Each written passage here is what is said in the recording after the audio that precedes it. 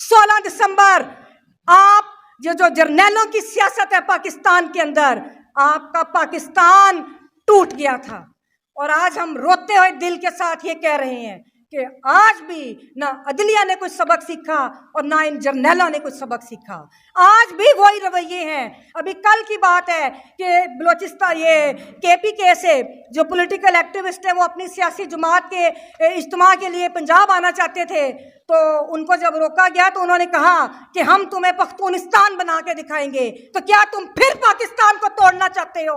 हमारा ये सवाल है कि क्या तुम फिर पाकिस्तान को एक तुमने बांग्लादेश बनाया, इसको तुमने कंगलादेश बना रहे हो? क्या तुम फिर और पाकिस्तान के टुकड़े करना चाहते हो?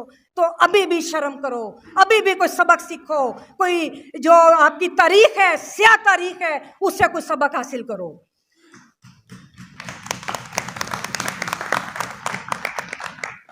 कल जी यही बात अब होने लगी है। कल एक और वाकया हुआ कि बलूचिस्तान हाई कोर्ट के अंदर पता चला, डिवीजन बेंच बैठा था कि एक केस के अंदर बलूचिस्तान कैंट में कोई नोटिस की किसी केस में तामील कराने के लिए गए, तो अदालती एहलकारों को रोक दिया कि आप उधर कैंट में दाखिल नहीं हो सकते।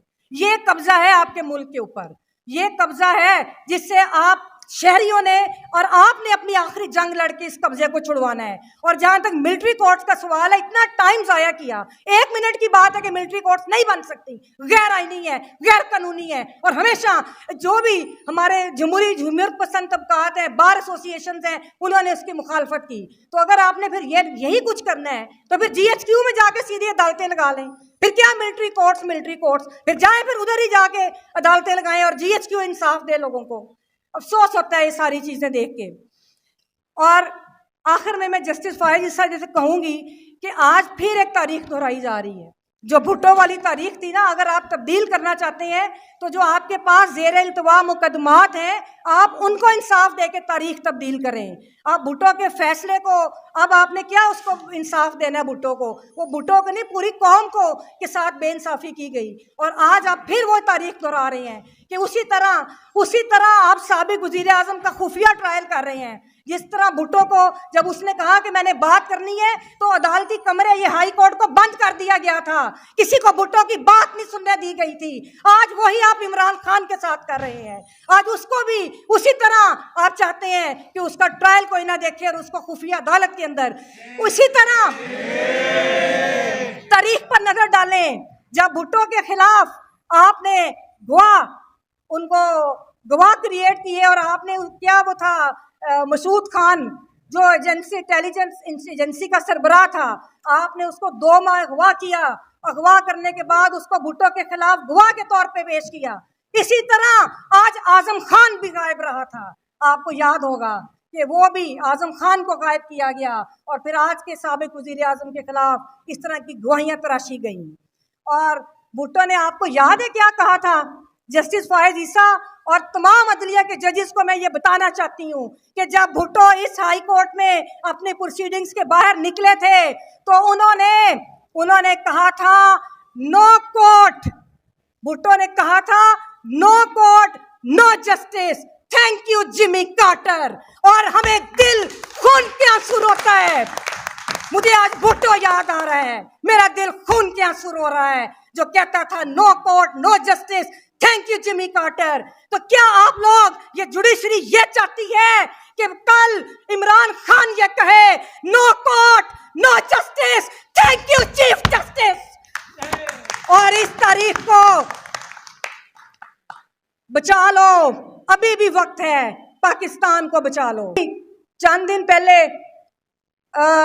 साबिक वजीर आजम इमरान खान ने एक खत लिखा था जस्टिस फायज ईसा को, और उन्होंने अपनी जमात के हवाले से, पॉलिटिकल विक्टिमाइजेशन के हवाले से अपने जो भी उनके अपने हकूक का तहफ़्फ़ुज़ मांगा था सुप्रीम कोर्ट से।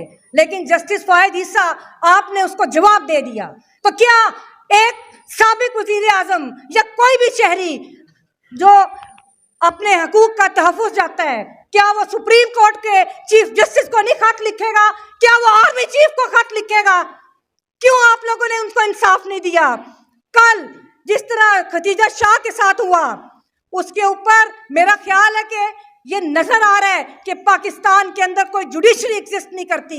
पहले ये सियासी वर्कर्स और सियासी खवातीन को एक केस के अंदर जमानत मिलती है, दूसरे केस के अंदर, तीसरे केस में, चौथे केस में फिर उनको एमपीओ में डिटेन कर लिया जाता है, और अब उसको कत्ल के मुकदमे के अंदर एक दूसरे प्रोविंस के अंदर लेके जा गए।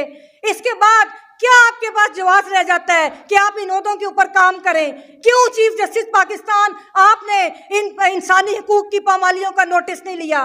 तो क्या इस तरह आप लेवल प्लेइंग फील्ड देंगे कि ये लोग अपने जो हैं ये इलेक्शंस कंटेस्ट कर सकें? क्या सारी सियासी जमातों को इलेक्शन लड़ने का और सियासी वर्कर्स को सियासी अमल में हिस्सा लेने का हक हासिल नहीं है? अभी आप भुट्टो केस की दोबारा आपने सुनवाई शुरू की। ये वो भुट्टो केस है कि जिसको सुप्रीम कोर्ट को 50 साल के बाद आज ख्याल आया कि हमने भुट्टो को इंसाफ देना है। तो हम आपको ये बता दें कि भुट्टो केस के फैसले को तो अवाम ने उसी दिन मुस्तरद कर दिया था। उस दिन भी एक बेंच था, इसी तरह चीफ जस्टिस पाकिस्तान अनवारुल हक ने वो बेंच बनाया था।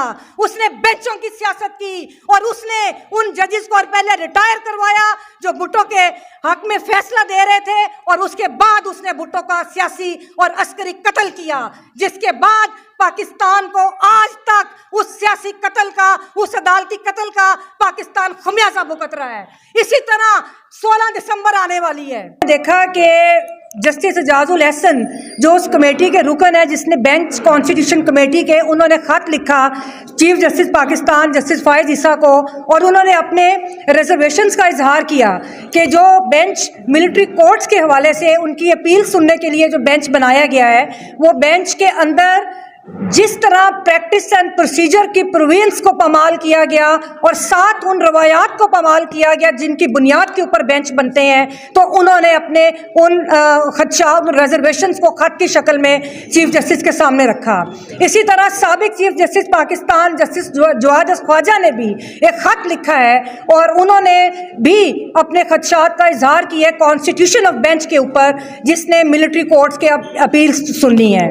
देखिए, बड़े अफसोस के साथ कहना पड़ता है कि पाकिस्तान के अंदर जो बेंचेस की सियासत है उसने ऐसे ऐसे घाव लगाए हैं पाकिस्तान के अंदर, ऐसे ऐसे घाव लगाए हैं कि हमारा जो पाकिस्तान है, हमारा समाज है, उसको नाकाबिले तलाफी नुकसान पहुंचा।